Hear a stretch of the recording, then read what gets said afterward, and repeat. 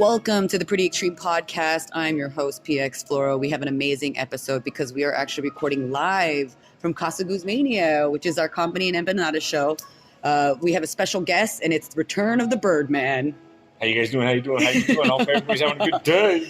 It's been, I want to say we recorded an episode in 2016. Was it that long ago? That was how long ago it was. 7 years. 2016. Sounds like we did it last week. Either 2016 or 2018, but I want to say it was 2016 because I reposted the episode. You know what I mean? And so then it made it look like it was longer. Okay. It was earlier, but really it was that long ago when we recorded it. Fucking crazy. And the last time we recorded this, you had just helped me. We were listening to the episode. You had just helped me get rid of my sofa. Okay, yeah, I remember that. That's when you had all the dogs there. Like, I just had the 2 cats and 2 dogs. That's it. No, you had, yeah, but wait. I only had 2 cats and 2 dogs at the time. That's right, okay. Because I had Marshmallow by then already. Yeah, there you go, Marshmallow and Yogi. And then I had the 2 cats. And then you could hear them like running around in the background. But now we're... Yeah, we got rid of that one's house. Yeah, but now we upgraded. we're invading other people's spaces. So we highly recommend checking out Casa Guzmania. That's where we do every Friday comedy and empanadas. And first Friday of every month, we're doing our showcase, which Birdman was one of our performers at the first showcase at Comedy Empanadas. What a lot of people don't know is the build on a room, right? Because you helped me build Foxtail. It was like when there was 3 people. Now there's like a huge audience. And now we're doing the same thing here at Casa Guzmania.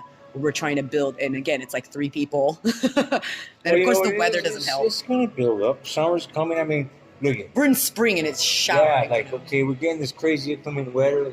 But you know what? Think about it this way. When summer hits, it's going to be so beautiful. I know. It's the April showers. People are going to want to get out. It's going to be green. Yes. Yeah, I think it's going to definitely cause a shift, and I think we're going to make a bigger impact. But you know, a lot of rooms are getting shut down. A lot of rooms are being created. Do you believe in fate? Yeah, I 100% believe in fate. Yeah, that's all this really is. It's a test of faith. It's hope and faith. Hope, though, doesn't get you anywhere. Faith actually gets you somewhere. At least that's what I keep hearing in the patterns of hope and faith. Faith actually makes it happen. Hope is just you're hoping that it's going to happen. Doesn't necessarily mean it's going to happen. That reminds me of my 2 ex-girlfriends, Hope and Faith. Yeah. How'd those go? I was hoping I'd have faith, but then I had faith and I wanted hope again. So you're bouncing back. Yeah, I do. So now in this podcast, welcome back, Birdman. We have a little bit more structure. So there's some things that I do like to ask every guest is what makes you extreme? And this is Cecilia. She's giving us our horchata coffee and our regular coffee and an empanada. So Cecilia, you can say hi. Hi. Hey, you guys got to come in and support. Yeah, Casa Guzmania. We're here every Friday, and they're open 7 days a week, right? You guys open Saturdays and Sundays? Oh, no, not Saturdays and Sundays. Just 5 days a week. 5 days. 5 days a week. So you heard it here first. Come check them out. I walked by on Sunday on my way back from leaving the Foxtail. After I had that good salad and everything, I'm like, you know what sounds good? An empanada. I was going to get the rice pudding empanada and go home and get some French vanilla ice cream. Throw a scoop of that on there with some drizzle of chocolate syrup. That's what I do with her empanadas. I order the apple ones, and then I go home and I heat them up and I put it with my ice cream and I eat it. So that's my little secret that I do. So I'll order can I get 5 apple empanadas? So, and when I first came in, I asked Cecilia, I was like, hey, Cecilia, is it cool if we record a podcast? She's like, no. And then it was so cute. She's like, wait, explain to me what you're doing. And I said, oh, me and Birdman, we're going to come back. We're going to record a podcast. It's available on iTunes, Amazon, Google Play. And she's like, oh, yeah, that's fine. You could do that. I thought we're going to just record a murder scene. Yeah. No, so now we're live. Of a murder scene of the... Now she sees exactly what's happening. It's just the phone here at the restaurant, and we're just recording ourselves talk. So, but you know what? Congratulations on getting this place. I remember it was a Subway sandwich spot, and I didn't even know this existed until she told me about how she got the room. And I asked her for the address. And when I walked over, I'm like, all right, it's the old Subway place. So now, see, for me, San Jose. If you tell me, so all you need to do is tell me the closest landmark. I'm like, oh, okay, I know where it is. Because he kept telling me the Subway or this. I'm like, I don't know. Well, is your 1 year anniversary or is it 2 year anniversary coming up? No, it would be 1 year. 1 year anniversary in April, right? But today is the 2nd anniversary of my mom's. Oh, may she rest in paradise. My condolences to you and Pedro, because they're celebrating the 2-year anniversary of her mom passing. And Birdman's mother actually passed away. Yeah, I lost my mom in October 2 years ago. 2 years ago. And I feel like we get to that age, right? Yeah. And then we're like, okay, I think this is the time. And we don't anticipate it because, we're young. We're like, we're young and free. And then once our family members start passing, it's such a tough time, But you know what else I noticed? I mean, I don't know about for you, but like for me, like, okay, I had all these ambitions and all these things that I wanted to achieve, right? But after my mom had that stroke, I kind of put everything on the back burner because, like, okay, I need to be here for her. She was always there for me no matter what the situation was. And now that she's gone, I picked up where I left off at. And you're fully. And I think it's, and then the up. thing is, she sits up there once in a while and she brings me that, she tells me, "You an asshole." I'm not coming back. Yeah. You got to deal with the fact I'm gone. But I'm okay.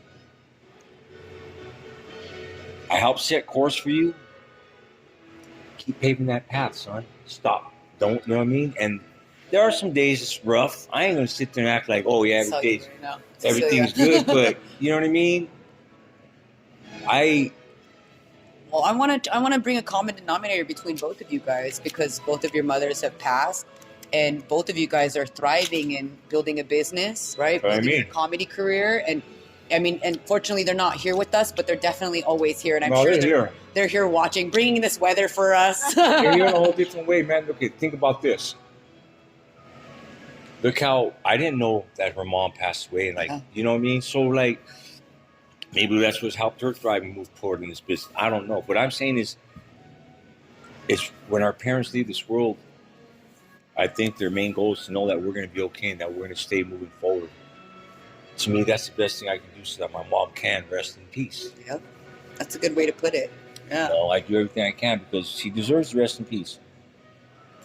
She dealt with hell on earth. I was the one that put her through hell. They're partying together right now. They're like, look at our kids. Yeah, they're probably doing shots. My mom loves her shots. Did your mom drink? Was your mom a drinker? No. Did she like to party, fiestas? No. She's chill. Well, then maybe my mom's just like, yeah. She's probably giving your mom shots. Yeah. Well, I'm glad comedy brought us together because that's what brought us to Casa Guzmania. A little back end on how I found out about Casa Guzmania. I was promoting the Foxtail show and I was walking down the street and I was like, I saw Cecilia and I was like, can I put a flyer here? And she's like, yeah, of course. And from then on, I was like, do you want to do comedy here? And after that, the rest is history. So we've been going for a couple of months now already and we're still going to go strong. And I keep telling Cecilia every day, every time I see her, every Friday, I'm like, I promise, Cecilia, we're building this. It's gonna be so packed in here, and you're gonna be like, PX, we can't. This is too much. There's too many people here, but it's good, and we definitely have faith and hope that we're gonna help build this into everyone, and everyone knows about this secret. Like this is the only empanada place that I know. And most of the people that have came here, they're like, it's a secret. Don't tell anybody. And I was like, I know, because if we tell everybody, it's gonna be packed. So it's nice to help build this with you. So thank you so much, Cecilia, for having us here. And you'll hear Cecilia peeking every now and then because we're recording at her house, Casa Guzmania. No, we want you. We want you too. So yeah, this is the Pretty Extreme podcast. And I try to do this as much as I can. But my main focus is mental health when it comes to extreme because I feel like that's a real thing that's happening right now. There's a lot of people are in dark places. And that's why I do comedy, because I want to let people know that you could be so sad, but if someone tells you that joke, you'll laugh. You'll laugh. You'll forget about it for just a second, and then hopefully you'll remember the joke later on when you're sad. Yeah. You know what's good about it? Like some of my jokes, like I'm going to be honest with you guys, the majority of my jokes stem from things that have happened in my life. And I try to turn them into something funny because I've gone through some shit, and I don't wish nothing I've been through upon anybody. What I dealt with as a child being molested by my own sibling, by my parents turning their back on me about that situation, and how I just shut down the whole world. I'm like, F everybody then. If I can't come to the people that are supposed to be the ones to protect me, then who can I come to? And I felt shameful, and then if I ever brought it up, I got laughed at. I got ridiculed. So later on in life, when I decided to become a cholo, here's the thing. The point I've been trying to make these last few weeks to everybody, no matter what you want to identify as. I don't know the proper terminology for some of this stuff, so if I say something wrong, you take offense to it, I apologize, because you know what? I don't really keep up with all these new terms. See, that's like for what me, that's what I want to point and make an emphasis on. You said right there, that's key. If I say it wrong, then tell me. You know, like educate me. Yeah, and don't go not through a lot third of party, people, because I and get not a lot of bothered people, by that. Well, and that's what I'm saying. Not a lot of people understand that, and that's where I want to set the example of us running. We run a room, right, and that's the one at a different spot. And there has been some policing on what we can and can't say. I understand both sides because this is a place of business, right? And there's also comedians being able to say whatever they want. But that's why we do comedy, because we can say whatever we want. And what we're going to say is not always going to be accepted by everybody. But what I value the most out of what you just said, Birdman, is come talk to me. Yeah, see, look, that's where we miss, because everyone's just like, I'm going to talk behind this person's back, or I'm just going to say this. But in defense of the venue, because I'm the host, that's why they came to me. They actually wanted to approach you about it first. That, but you know what, to me, it's like, okay, now they're putting you in the middle of something. They're the ones that have an issue with being the way I get down. You don't, but they do.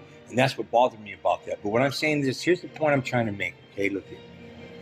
Like I said, when I decided to dress up as a cholo and do what I did, I had to take the ridicule that comes with it. Do you think 100% of the world's going to agree with what you do? No. Okay, so if you decide to go the other way, in which God didn't form you to be, which is either male or female, then you got to accept everything that comes with it. You want me to accept the fact that you're this way, but you don't want to accept it. A lot of people don't want to accept that. I accepted that I was cholo. I had to, man, everything I had to go through and listen to, I'm like, whatever. I know who I am as a person. But that's the difference between but what I'm trying to explain is this. Okay, so if I go out and I do a joke or I say a joke, people got to understand when it's comedy, that's what these are, jokes. People still make jokes about cholos. I want to know, what does the gay community make jokes about? Well, but that's the thing. This is what I'm trying to explain to you. So you, as a cholo, you're saying like, oh yeah, they say it. I don't care. It doesn't hurt you. But what you're saying actually hurts those people. That's what I'm trying to explain. I understand that. But what I'm saying is, see, back in the days, look at what I'm trying to explain is, accept the fact that you're going to get ridiculed no matter what you decide. If you decide to be a geek with the computer world, people are going to ridicule 100%. Okay, but those people are the ones that need to have that conversation with you, so you can. I know that, but what I'm saying, they can understand where you're coming from. Back in the days, back in San Jose on Stockton Avenue, that whole street was geared for that particular community. Okay, so in other words, it's like this. I get the fact that you want to represent yourself in a certain manner. That's fine. But now, if you come to an establishment that I hang out at, where normally it's what you call straight people, whatever it's called nowadays, and you come in all of a sudden, I got to change the way I'm speaking because you walked in? No. What happened to my amendments? What happened to my constitutional rights? What happened to my freedom of speech? Why is it we got to worry about them being offended? What about the fact that I'm straight and I'm offended about the fact that I can't say what I want to say? Because it's not back in the day anymore, Birdman. I know, but it was still America. We're still in America, but it's not back in the day. That's so then what difference. Is the Constitution being changed? No, that's not what I'm saying. That's not what I'm saying. All I'm saying is that certain people, whether they know you or not, Birdman, will interpret it. They can interpret it as a message like, oh, he doesn't like my people. I didn't like you, then you know what? I wouldn't be around them. Okay, I would straight up say it. That's the thing. You didn't even know they were going to be there. But I know. But see, that's what I'm saying. See, the other thing is just look at. You can't control how people interpret. I know that. Okay? That's what I'm saying. You know, okay, like when I walk in the room, the way I'm dressed, you know how many crazy looks I get? And I just stand there and I'm just like, all right, whatever. But you don't know me. And everyone's not like you, Birdman. So, that's the thing. Everyone's not like you. Like I'm saying nowadays, it's like, it seems like, and here's the other thing, like we spoke about a bunch of other things. Okay, I just really want to get off that because it's really not going to go anywhere. My main thing is right now is how we did that show on Saturday, and I've been doing some research and I've been doing some reading, and I've been kind of piecing things together and thinking about like, okay, the way this nation's going and how we're having this big issue with human trafficking.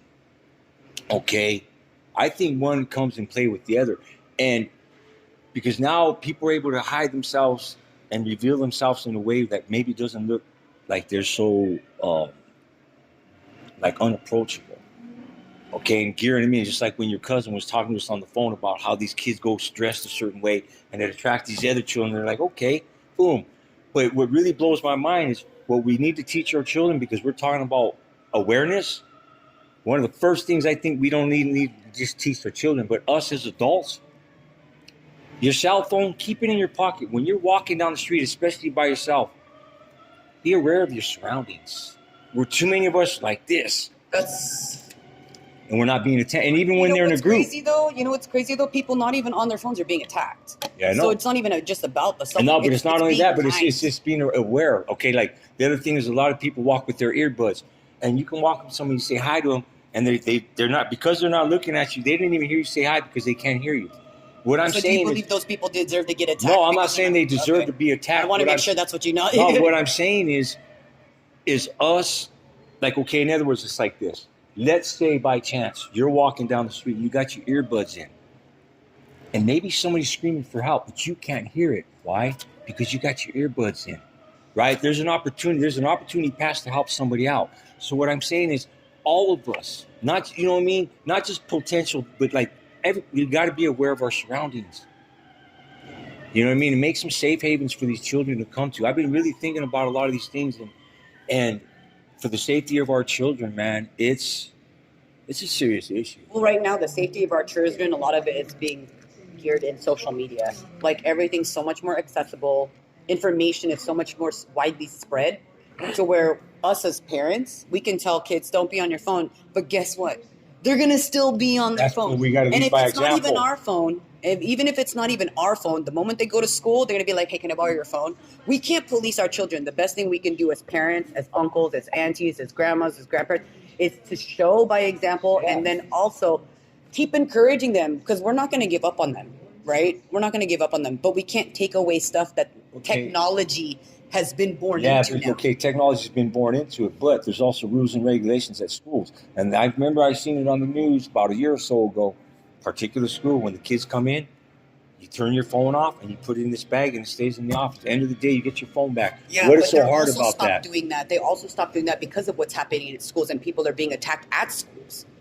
Like, where's their help, right? I can't call my mom. I can't call the police because my phone is in the office. So not all schools do that. And I don't think all schools should do that. I think as teachers, as educators, they should be policing when they can't be on the phone. Obviously, if they're on the phone, take it away. You know what I mean? Teach them responsibility of because having a phone is a privilege.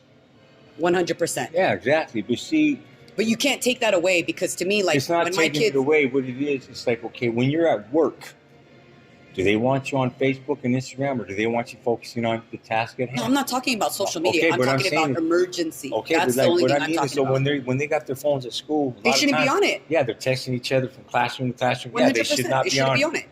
And that's where you take it away. That's where I said the educators, the principals, they need to be proactive in policing that. Yeah, because they're not. They're letting it slide. That starts at, though? That starts at home. Us as parents, the people at home, need to teach our children, look, you need to respect that teacher and respect that classroom. They're here to teach you and educate you on certain facts of life. So what you need to do in return is keep that phone in your pocket. If an emergency arises, you say, hey, you know what? And then you pull your phone out. We got to teach them at home as well. It's not just up to the teachers. My kids are probably like that. Cecilia's kids are probably like that. But you have 30 other fucking students, I know that, but what I'm saying that aren't going to listen. Okay, but what I'm talking about, see. But that's what I'm saying. But then your children can be the examples. That's what I'm saying. But how do you teach kids who don't have parents? How do you teach kids that don't have, you know what I mean, that don't have that same lifestyle that I'm teaching my children? Because it's there. That's why we got to get back to some after school programs. Like, you know what else I've noticed? A lot of good after school programs are diminished, are gone. There used to be the Boys and Girls Club. We used to have what they called over here in San Jose was the Mosquito Club. There was all these places for kids that didn't have parents, and it's all gone now. We need to start building those kind of things back up. That's where we need to make the movement. We need to make a movement more accessible for kids, more programs for kids, because if they're not keeping busy, that's when they go to gangs. That's when they start looking, oh, well, that person's having fun robbing someone. I want to go make some money. And you know what else? You know, it's when they're not being listened to by their parents. Like I said, honestly, when I was a kid, when all that stuff happened to me, if I would have had somewhere to go, a safe haven, I know I wouldn't become this destructive individual that I became, because I was looking for love. I was looking for acceptance. I was looking for somebody to be like, hey, dude, it's going to be all right. Yeah. And you know what?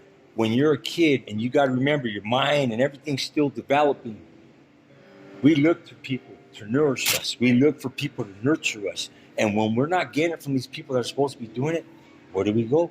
Well, see, that's the opposite of me. I don't look for people to nurture me. I see that's Not why what I I'm like saying. What I mean, maybe I said it wrong. What I mean by it is but like the people that are supposed to. It's natural. No, it's natural for people to yearn for help. It's natural for people to want to like yearn for something that they didn't have when they were younger. And I think that's one of the reasons why you yearn for that. Because you growing up, your parents weren't there for you. So that's why you're yearning for that. Me, on the other hand, my parents were on my ass like grass. So like, to me, I'm like, they're the last people that I even wanted to go to. Like, I wanted to cope with everything by myself. And now I'm at this age, I still am that person. Like, I still want to do everything by myself. But, yeah, I don't want to lean on anybody to do I it. cope on a lot of shit by myself too, and I do my best not to lean on anything. And I think that's what we need to normalize. We need to normalize that it's okay to be alone. It's okay to be by yourself. It's okay to be alone, but on the other hand too, let's look at. It's okay to get help too. I look at it this way, okay? Like, not too long ago, I was at my friend's house, and he has a small kid, probably about 5 years old. Dad, can I help you? You want to help me? Go in the other room. So like, or if the kid has a question, Dad, what is this? And they start answering, and then they go, well, why? How come? Why is that? You got to remember, the child's mind is still developing. Of course, they're going to have question after question because they only seen something one time, and you're going to answer it. You expect them just to have a full understanding of it right away? No, they're not. It's up to us. Okay, so now later on in life, if we keep pushing them away at that age, later on in life, when they do have a problem or something they want to ask us about, it could be drugs or it could be anything. They're going to be afraid to come and talk to us because, like, remember, you shut me down all the time. So why would I want to come and talk to you? So we got to make that medium. We got to meet somewhere in the middle where it's like, I want you to understand something, any question or Mihal, whatever it is, whatever question you got for me, I will do my best to answer it. And this way, later on in life, if they feel they need to talk to somebody, we're the first person they come and that's to. That's where we should build a workshop. Yeah. Because you're not heavily involved in your child's life. I'm heavily involved in my child's life. I want to be. These are two different parents that I believe can come together and create a workshop to help the future, because we can't do it with the kids. Like us talking to kids isn't going to be the same. So we got to start above that, and we got to reach out to those parents. And I think it'd be a great idea to start doing after school and workshop programs where parents can bring their kids in. Because how many times have parents have been like, oh, I can't go because I got work, or I can't go because I'm like, look, it's only 30 minutes of your time. You can bring your kid with you. We'll feed you. But we're going to encourage and educate the parents to say, hey, how many times a day do you sit down with your kid and ask them, like, how was school? I guarantee a lot of parents don't do that. That's all it takes. You know what? Like in the morning, like for me, when my little grandnephew lived with me, in the morning before he went to school, I'd get up before before him and my niece would get up, and I'd make some scrambled eggs and stuff. I'm like, when they get up, I'm like, here's some breakfast. Make some coffee for my niece. Here's some milk for you. And I would talk with him. Just have a good day at school, and I'll see you after school. All right. And then when he comes home from school, how was school today? It was good. Well, what'd you learn? What'd you learn new? And he would tell me. Yeah. You know what I mean? And I'd share that. And that's all it takes, just in a couple of minutes, so that they know that you're involved with their life and you care. And I guarantee that your great nephew, if he ever had an issue, he would probably feel way more comfortable going to you than anybody else. And he does. And I say that with all my nephews and nieces. Look, okay, I That's partied hard most of my life. Yeah. And I remember when one of my nieces turned 21, and my brother goes, hey, she's going to meet us at this bar. I'm like, dude, what? You're going to have my niece come over here to this bar. It's his daughter.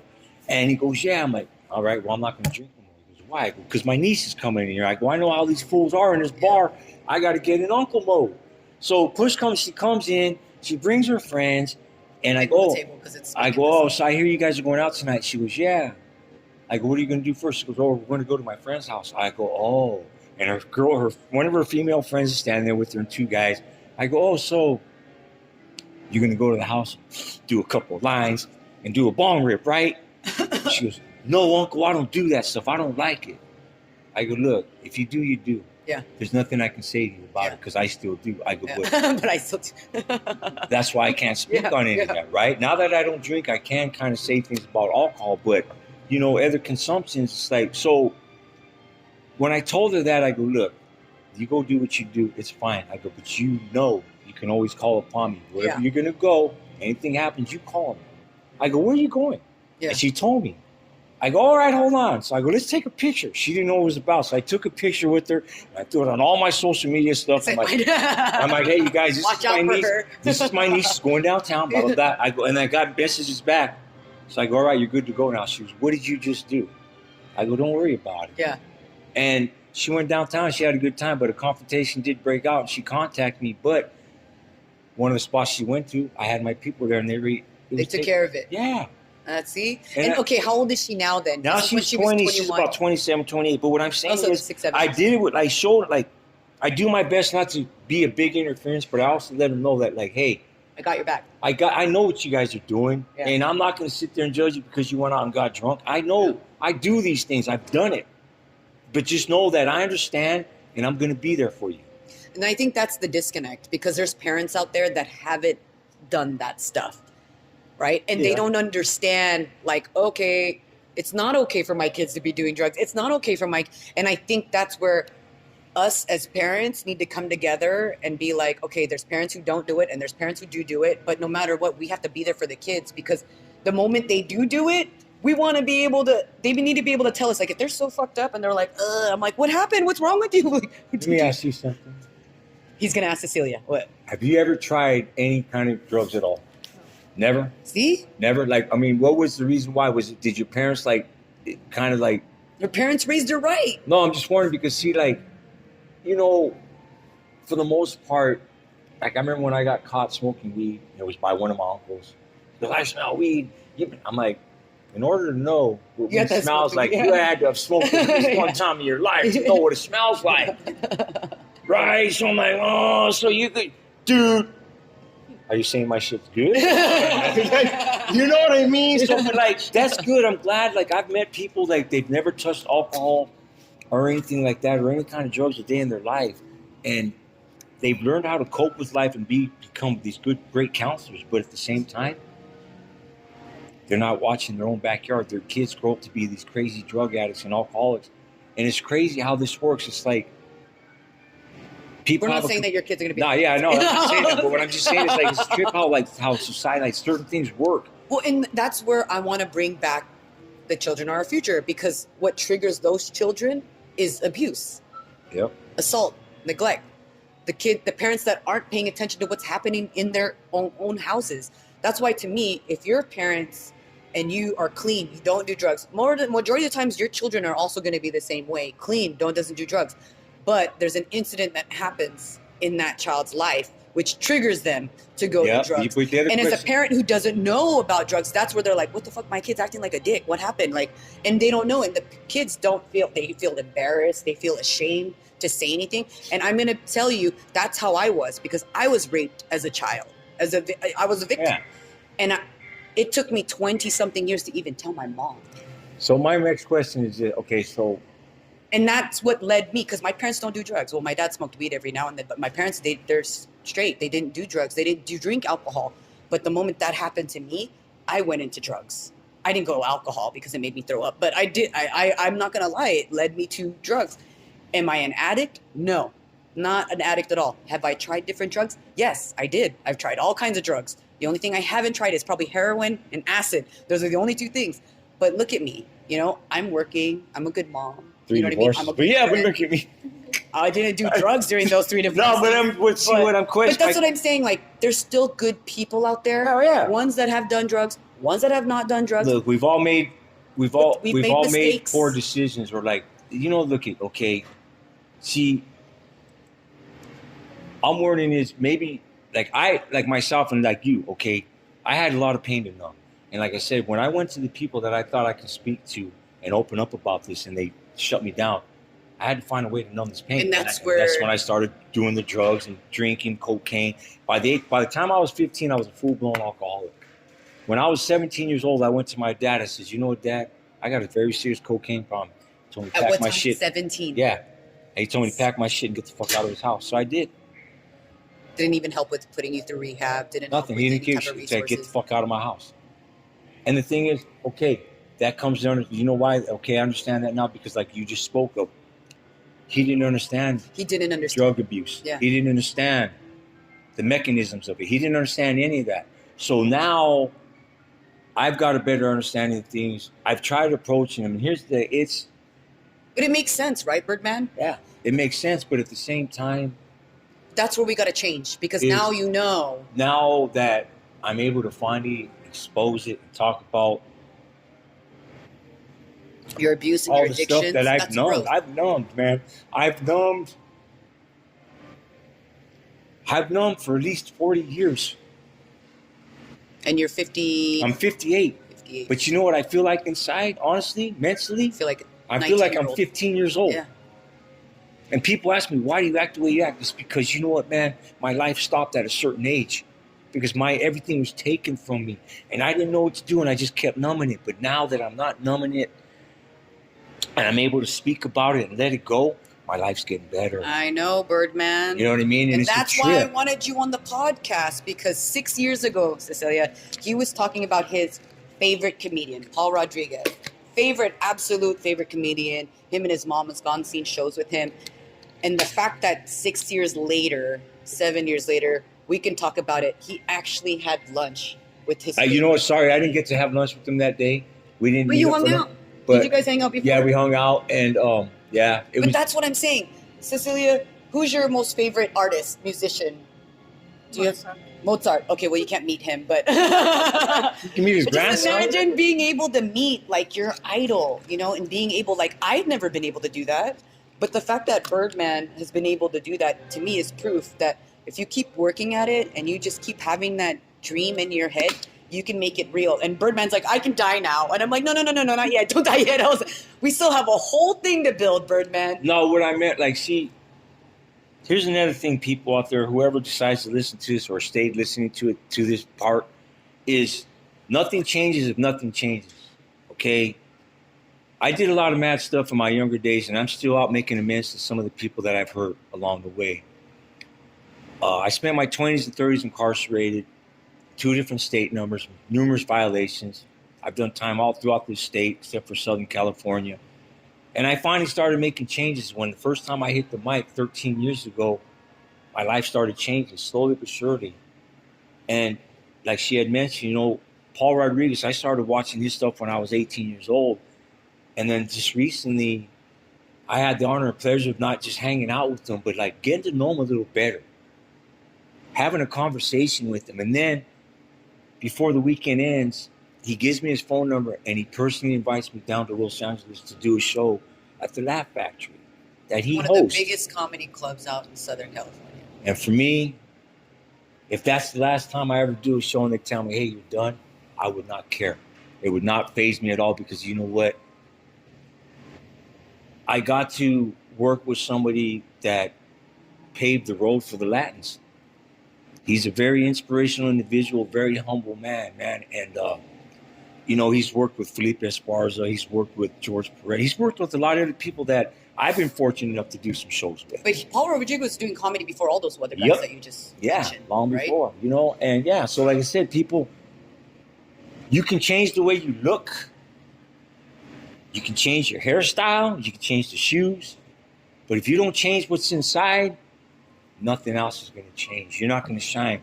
I'm finally learning how to forgive myself and love myself, and it's starting to show. It definitely shows. The more you do it, the better it comes. And I'm still working on that. Well, and one of the things that I appreciate the most about you, Birdman, than all the other comics, if I give you any type of constructive criticism, sometimes we do banter about it, and we're like, this is my opinion, this is my opinion.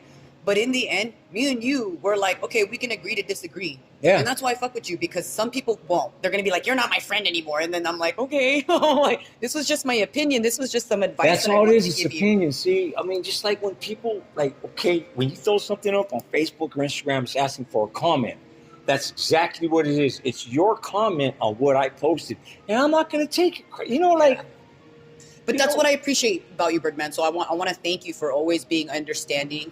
We may not agree on certain things, but to me, that's what makes life good. If we agree upon everything, then we're going to be just sitting here. Even though we disagree, like the fact that, okay, this is your opinion, this is my opinion. Okay, let's move on. That's it. Like even when we were just doing the podcast, you're like, we could go about this forever, but I just want to stop that. And we can talk about it for 3 hours and be like, well, this is what I think, and this is what I think. And so like, you no, know, but you know what I learned about something, and I don't know if I just figured it out or maybe it's just always been out there, but I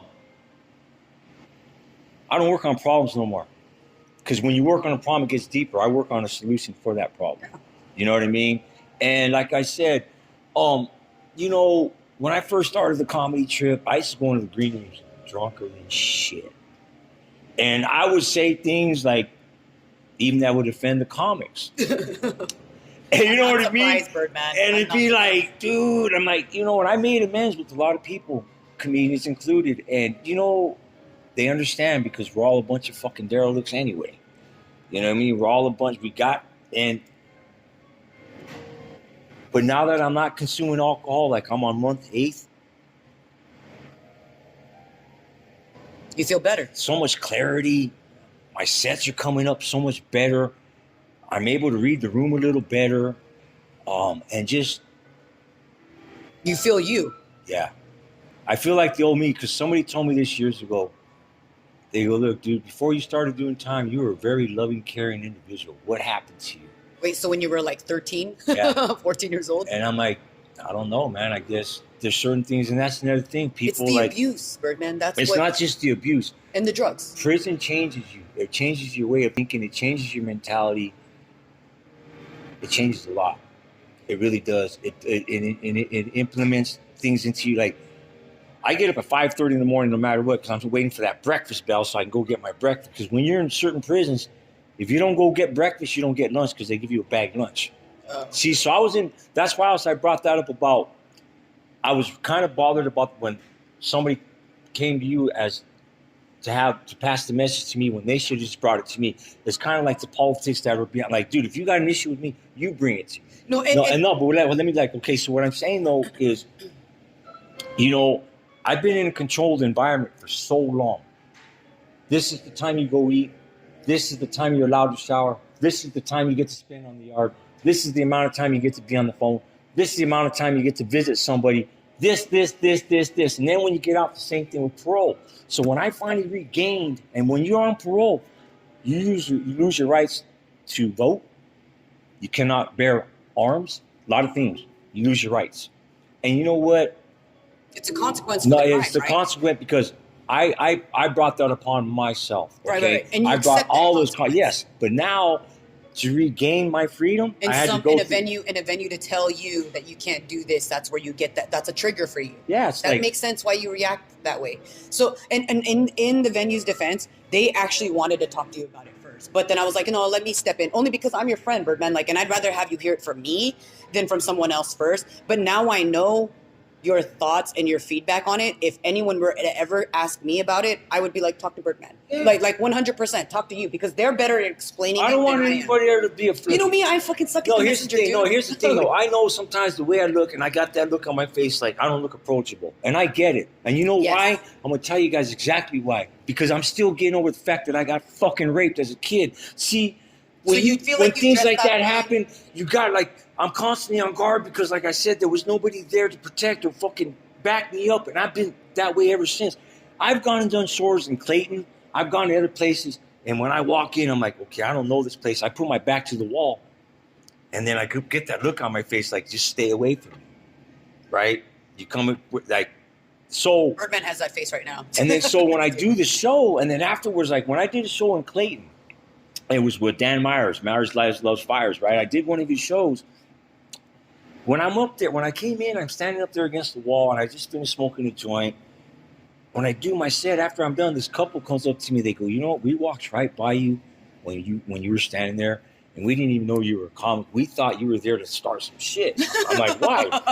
They go, the look on your face. What's the demographics? Okay, real quick. What is the demographics? Clayton is all white people. Clayton is more of a demographically. It was a good mixed crowd, but what I noticed, like, okay, San Jose, you got a wide variance of people. Yeah. It's all about, I noticed it depends on, like, what neighborhood you live in or how. Yeah, that's what I was going to ask. Like, what that little community conforms to. Yeah. What that little society conforms to, that's how the rest of it acts. Like, I've done stuff in Sunnyvale. I've done stuff in San Francisco, and they're like, "Whoa, you're a little too edgy." I'm like, "Well, it works really good in San Jose, Yeah. but the people aren't." So I had a good set, but like I said, when they came up to me after, they're like, "We didn't even know you were a comedian." Yeah. And I'm like, "Okay." Isn't that that's a compliment to me? Yeah, it's a compliment, Yeah. but at the same time, I'm like, "Okay, I got to start working on the way I look." Like when I walk in, like, most comedians are more cheerful. Like they're a pro. Yeah. I mean, I want to be a more pro. So in other words, what I'm saying is, I want people to know just because I dress a certain way, I got this certain look on my face, doesn't mean I'm not approachable. You know what the key is? You know what the key is to being approachable, Cecilia and Birdman? Smiling. Yeah. That's all it is. Well, see, I lost my smile. Yeah, and I was going to say, we got to build that back up. We got to give you reasons to smile because I know that is one of the things, because everyone tells me that all the time. Like, I don't look approachable. Open mics, I don't give a fuck if I look like a comic or not. But everyone has told me, like, I'm not approachable. And this is a woman, right? Yeah. People are like, when I saw you and when I met you for the first time, you just seem like the type of person that you're not approachable. And then when people actually talk to me, they're like, you're hella nice. And I'm like, yeah, I mean, but in the end, I don't give a fuck because I only care about the people who are willing to take the time to get to know me. That shows me what type of person they are. They're going to base me on looks. And I'm like, I don't even want to waste my time getting to know you. Because why? But I've also won people over. They see me, I look like a bitch. But then when they see my set, they're like, holy shit, she's actually funny. Like, I want to follow her. And that's what we're proving. We're proving to people that, hey, it's not just looks, right? People didn't think you're a comedian. I used to bring dates with me to shows, and they would always think my date was the comedian. They'd be like, oh, are you the comic? They're like, actually, no, she's the comic. And I'm like, oh, okay, yeah. And I'm like, yeah, I don't need to look like a comedian because in the end, my job is to make these people laugh. And I feel like me and Birdman, we've built this vibe in the community right now where it's like, fuck what everyone's thinking right now, but we need to stick together. Like us as comics, us as venues, us as businesses, we need to stick together and rebuild the community because the community is falling apart right now. It's 100% falling apart. And I think the more we talk about it and address it, then we can start going from there. I think that's where it's Rafael, right? Hey, Rafael. He's busy working. He's like, man, I'm working, man. I got to take care of these empanadas. I work, It's what I get paid to do, man. And Cecilia's been so sweet. She's been listening. Well, yeah, I mean, it's a trip. Like, premises for jokes, how you come about them, and then, like, how you turn them into something that was really negative into something funny. Yeah. And you've done your job.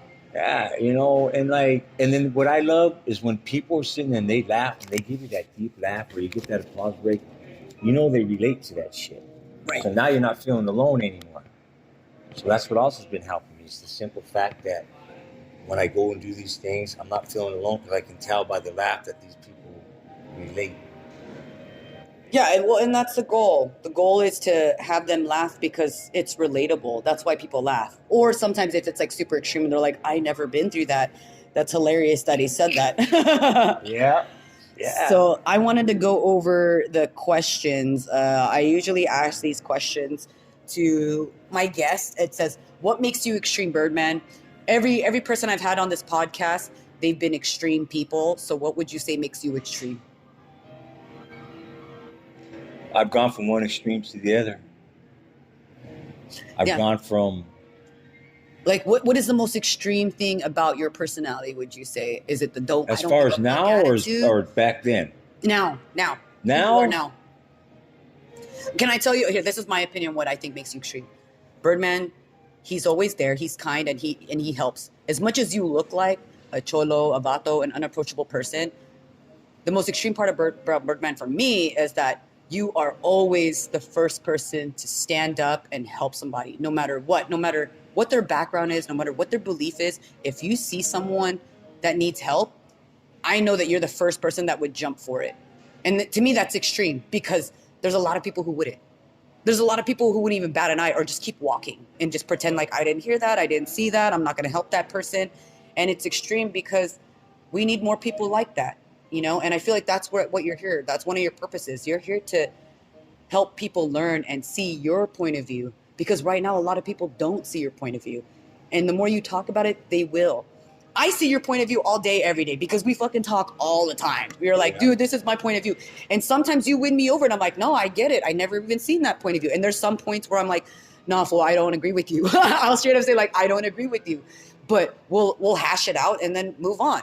I mean, as far as extreme, now, do you think that's extreme about you, or do you think there's another thing that's extreme about you other than that? Well, now that I'm finally reapplying the old hymen In a good way, in a positive way. I'm like how you said, you know, when I was a youngster, I remember when I used to drive around with my dad, he'd see someone with a flat tire, we stopped and help him. And he always told me that. He was, look, always, you know, just take a couple minutes. And I remember when I was like 16, and I was going to this, what you call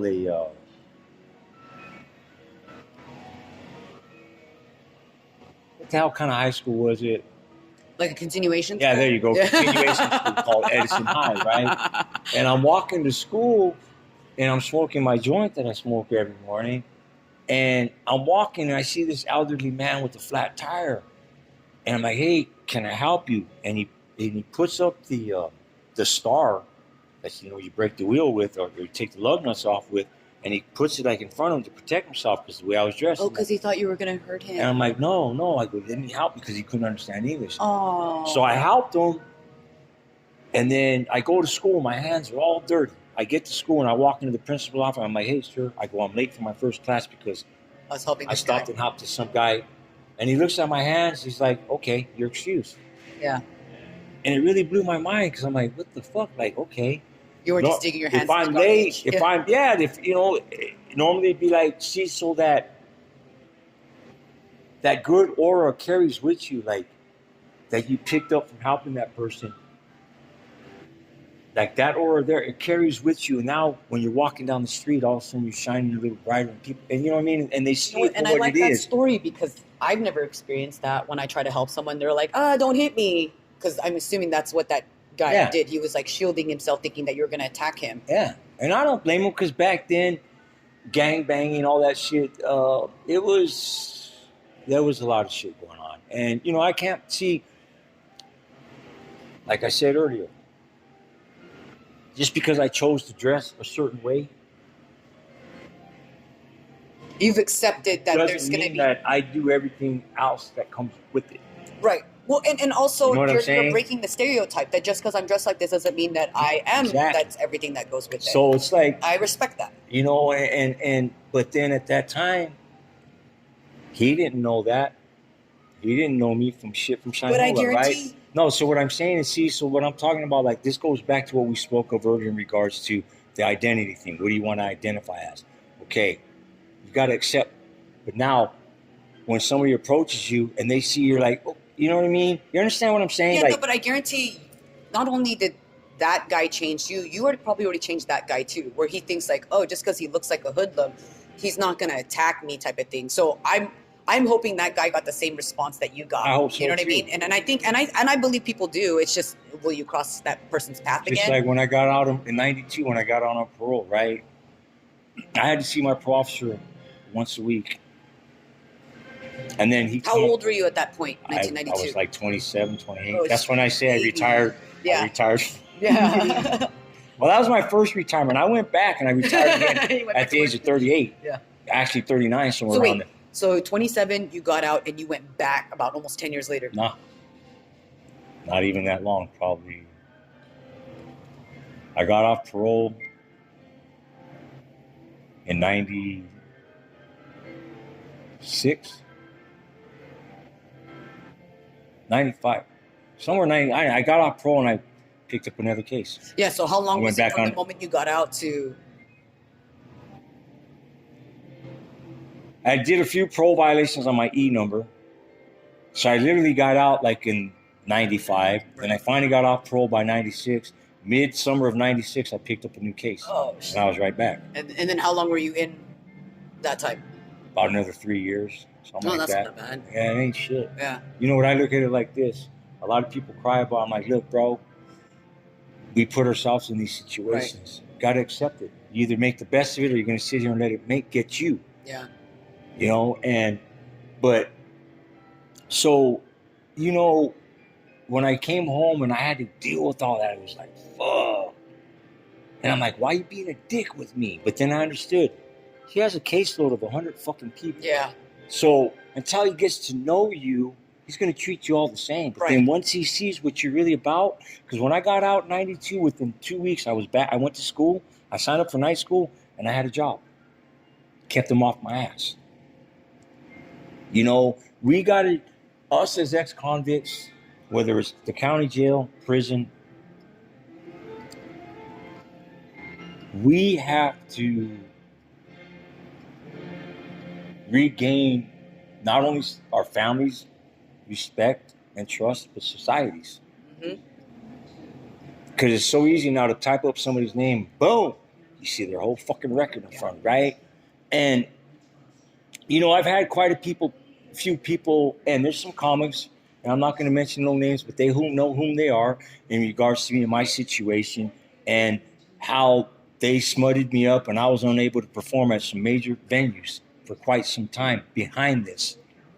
And it's like, look, man, I'm pretty sure if I looked into your business, pretty sure you got a couple of DUIs or something under the belt. And that's the thing. That's the thing, right? And I don't got time for that. And it's not just happening to you. I've heard it happen to other comics where their reputation was brandished, where they can't perform at certain venues. I've seen that. And I think that's where we need to be proactive in breaking that cycle and educating more people and going toe-to-toe, one-on-one with these people who are brandishing our names. Because no, that's not what's happening. What's happening is people are talking shit behind each other's backs, and then they're going straight to the venue, which the venue doesn't know anything about you, right? But that's where it's like, instead these of people venues, talking they know directly, me. Because you know what? I got directly emailed by their management. And that's when it hurt. And what hurt the most is that I went to a very major comics home down south to go do work on his house. And he pulled me to the side and asked me, man. this is true. Yeah, you know how much that hurts? Because, like, you know, I've done a lot of work with this gentleman. And he's done a lot for me. And For someone to think that that's a possibility, it hurts you. yeah. Right. Because why would I jeopardize anybody else's stardom or what they can do with their future because of something I've done? And the other thing is this. See, people need to understand something. What you're accusing me of, if that was the case and the time that I was in prison, in jail, I never would have made it out. I would have been killed. So people need to get a better understanding. Do your homework.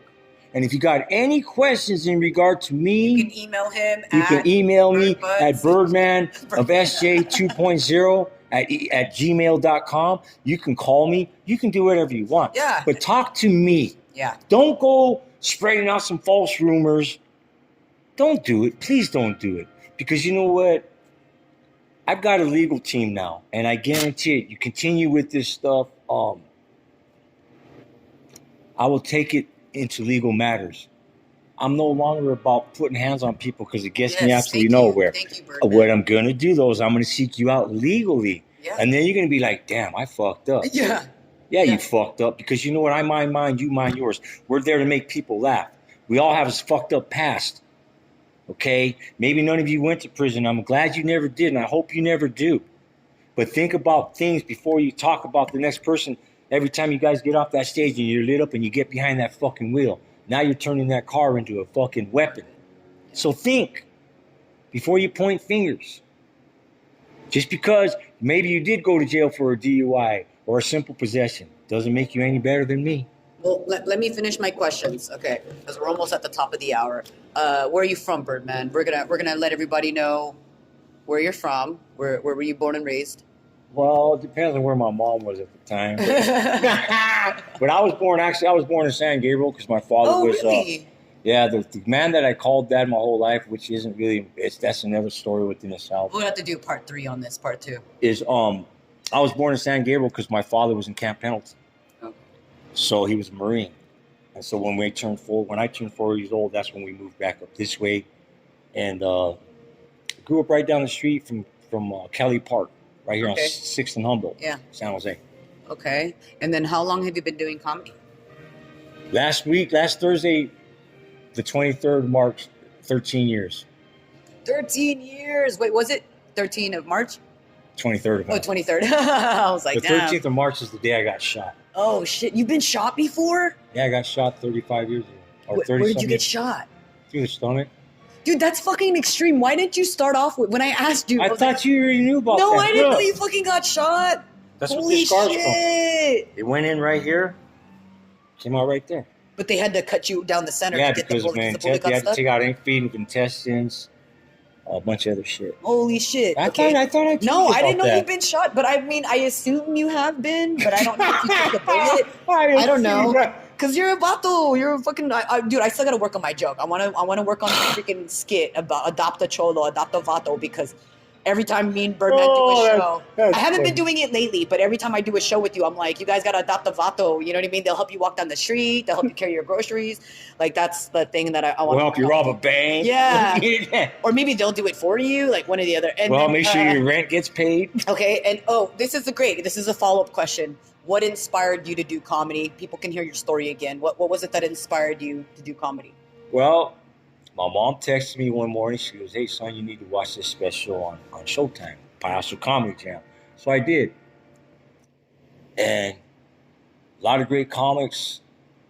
And like Joey Diaz was headlining that one. He fucking killed it. George Perez was up on there, Edwin San Juan, Jeff Garcia. This is a special on TV. Yeah, and you guys can still catch it if you check out YouTube. Go on YouTube and check out Paso Comedy Jam, and you're gonna see these guys. Great influence, great comics, all Latin, all brown. You know what I mean? Not just Latins, but Filipino. You know, and it was a good thing. So I checked it out, and then a few months later, I seen that one of the guys from that lineup was coming to the Sounds of the Improv. So I bought the ticket. And you've never been to the Improv? Never been. Nah, I've gone to the Improv to check out some shows, but when I saw they were coming, I'm like, you know what, this dude's funny. I want to go see him. Yeah. So I went, and then one guy, George Perez, is on the lineup. I'm like, oh, that's that dude that was talking some off the wall jokes that I can relate to. I love Birdman telling this story because one thing for people who don't bang, right? George Perez is a He's Southern. from down south, yeah. And, you know what I mean? you're a northern. For political reasons, we're just gonna say. Yeah, no, but I love that because people don't realize that. Yeah. You can still associate in peace. Yeah. So, you know what I mean? Yeah, and the guy, so I met him, we became friends, and March 23rd of the following year, or that year, he came back to San Jose, and we started talking crap to each other on Facebook and all this shit.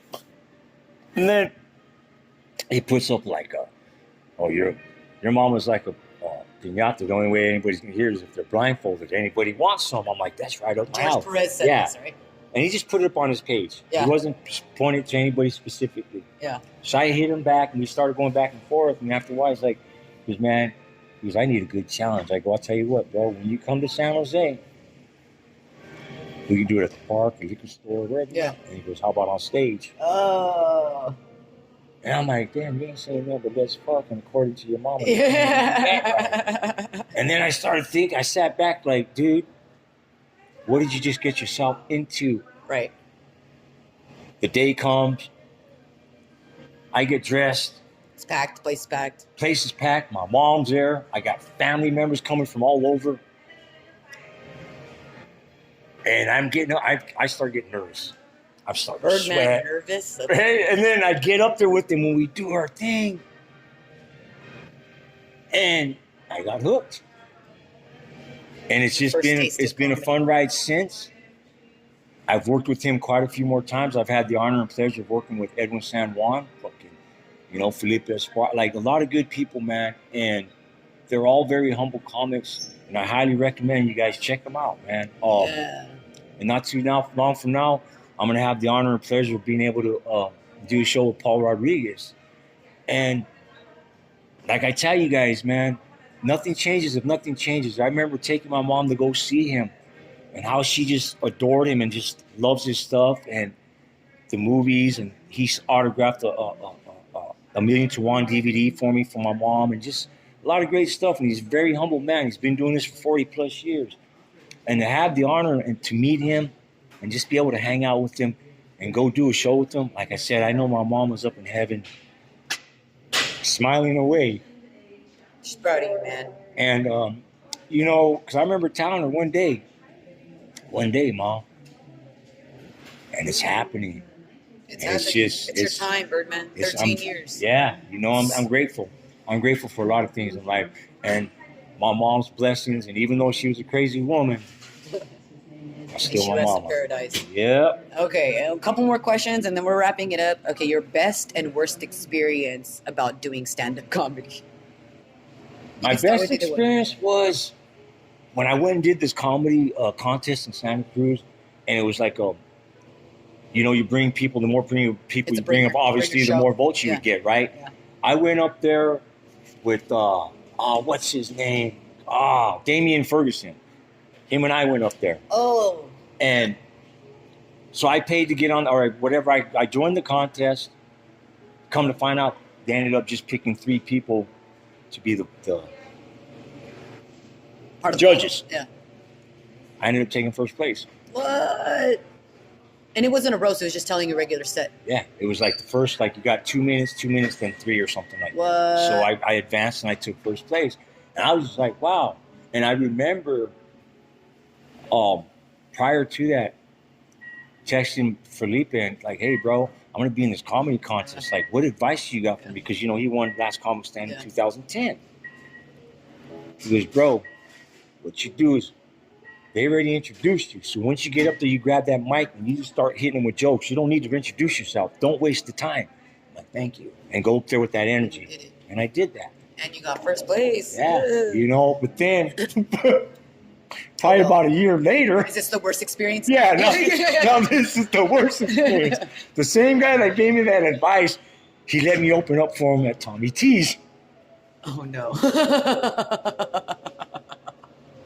You weren't hosting. Okay. No, he let me do like a guest set. He gave me 5, right? And I get up there and I bomb. It got so quick. Oh, no. And then when I get off, I walk by and he goes, bro, you weren't ready yet, fool. I brought you up too early. So the thing is, people, you're going to have your good days and you're going to have your bad days. Take it with a grain of salt. Don't let it stop you. Yep. Just keep moving forward. I'm not going to lie. I put my hands up in the air a couple times during this duration. But then, like I said, now that I'm sober, now that I'm not drinking, it's on. I'm able to face things with more clarity. I'm facing reality with reality. All right, next question. Last question. Your first interaction or memory of me? I don't remember what we met, to be honest with you. You were, okay, you were doing shows with the guy that had the American... Remember Jason Rogers. Jason Rogers. And I think you hosted a couple of the shows, and then I went... Because I did like 1 or 2 with him. But then, like I said, that's when people started spreading that bull crap about me, and that's why a lot of them people stopped booking me. But I met you there, and then that's when you started doing... You had Freddie J's. Mm-hmm. Yep. And I entered one of your comedy contests. But I remember one time I just hit you up and we went and had lunch. Yeah. We went and had tacos. That's when you were working for Caldwell Banker or some crap like that. I don't know. Yeah, but that's how we met. It was like, shit. We've been friends ever since. Yeah, it's been about 10 years. Yeah, Birdman's definitely my a vato. It's a work in progress. I haven't fully adopted him yet, but because the paperwork, the paper's stressful, man. You know what I mean? Because she moved from the Hilton to what's that place called? The Fairmont or the Westin. Yeah. The Fairmont no longer exists. Yeah, we're shutting places down. We shut place down. But again, it's always a pleasure, Birdman. Where can people find you? You can look me up on Facebook, Jaime Birdman Acosta, and on Instagram. If you want just the funny stuff, the Birdman of SJ. But if you're looking into the Birds Buds, and it's also there's Birds Buds because I got another page. Because I started my own little business. Entrepreneur, man. I don't know about an entrepreneur yet, but I'm working my way up to it. He's so legit right now. He has a neon sign. Like when I saw the neon sign, I was like, that's legit right there. He's planning on doing all this stuff, so everyone's gonna be really excited to watch Birdman grow on the next level. So please follow him, subscribe to him, check him out at Birds Buds. I 100% endorse Birds Buds, 100%. If you want to see some of the stuff that's going to be going on, Thursday, April 20th at Paramount Imports, we're having a 420 show. We're going to be having a 420 show, which is in a couple weeks from now. We're going to have there's going to be barbecue out there. I'm going to be barbecuing. There's going to be our raffle prizes, giveaways, and we're going to have some comedy. So guys, come on out. April 20th. April 20th. And At then the Paramount. I will be having more information in regards to my Bird's Buzz for you. And I will be having some samples. You know what? I just found out there's a wedding that I'm supposed to be at on April 20th. I was going to say no, but I was like, it's someone's wedding. Like On a you would- Thursday? Yeah, on April 20th because I think they're potheads. Well, I would imagine so. And that's probably so they can remember their anniversary. Like, dude, They're when we probably get not gonna married. remember it. Oh. That's a good one. And on that note, thank you so much, Birdman. Yeah. Always a pleasure to work with you. Always fun to just talk to you and kind of pick your brain. And I feel like I learn something new about you all the time. And again, it's always a pleasure. It's always an honor. And I look forward to doing way more shows with you. And thank you so much for being on the show. Oh, yeah, and you guys look out, too. Real soon, we're going to be raising more awareness, and we're going to be getting something together. Keep on the lookout. We're going to be participating in the National Child Safety and Awareness. Because we want to definitely save our future and bring more awareness to help prevent, because we can't stop it. Let's make this Right? nation safe for our children's Yep. future so that when we leave this 100%. world, we can rest in peace knowing that our children and the people under them and the kids that follow them are going to have a safe place to live in. All right. Thank you so much, Birdman. Yeah, yo. All right. Have a wonderful life.